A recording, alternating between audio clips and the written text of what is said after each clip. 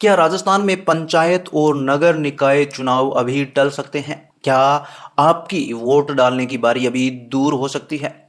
और आखिर क्यों अटक गई है चुनाव की पूरी प्रक्रिया? आज हम आपको बताएंगे इसके पीछे की पूरी सच्चाई बिल्कुल विस्तार से, तो वीडियो को अंत तक जरूर देखिए।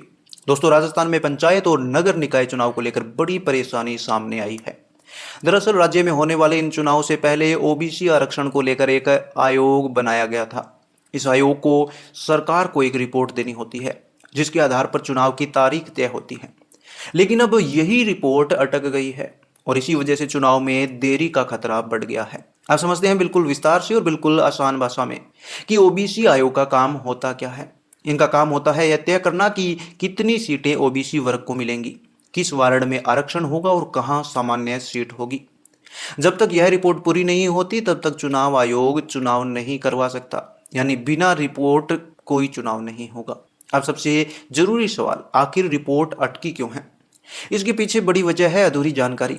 राज्य के दो बड़े विभाग, पंचायती राज विभाग और नगर विकास विभाग, इन दोनों को आयोग को पूरी जानकारी देनी थी, जैसे कि कितने वार्ड हैं, कौन सा वार्ड एससी एसटी के लिए रिजर्व है, कौन सा सामान्य है और कितनी आबादी है। लेकिन बार बार मांग के बावजूद इन विभागों ने पूरी जानकारी नहीं दी। कुछ जगह अधूरी लिस्ट, कहीं पुराने आंकड़े तो कहीं फाइल ही पेंडिंग। इसी वजह से आयोग रिपोर्ट फाइनल नहीं कर पा रहा। दोस्तों, पहले उम्मीद थी कि 31 जनवरी तक रिपोर्ट आ जाएगी और इसके बाद चुनाव कार्यक्रम घोषित होगा। राज्य निर्वाचन आयोग भी उसी हिसाब से तैयारी कर रहा था। लेकिन अब रिपोर्ट नहीं आई, तारीख टल सकती है, चुनाव लटक सकते हैं। इसका सीधा असर उम्मीदवारों पर होगा, राजनीतिक पार्टियों पर होगा और आम जनता पर असर पड़ने वाला है। जो लोग चुनाव लड़ने की तैयारी कर रहे थे उनकी प्लानिंग भी बिगड़ गई है।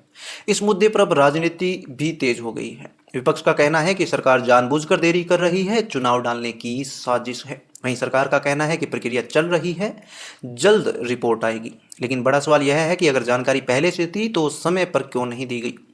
क्या इसकी जिम्मेदारी तय होगी? इन सवालों के जवाब अभी बाकी हैं। दोस्तों, इस देरी का सबसे बड़ा नुकसान आम जनता को होता है। क्यों? क्योंकि स्थानीय समस्याएं अटकी रहती हैं, विकास कार्य रुक जाते हैं, नई योजनाएं लेट होती हैं। जब तक चुनी हुई पंचायत या बोर्ड नहीं आता तब तक फैसले धीमे हो जाते हैं, यानी नुकसान सीधा जनता का होता है। अब सवाल, आगे क्या होगा? जानकारी के मुताबिक जैसे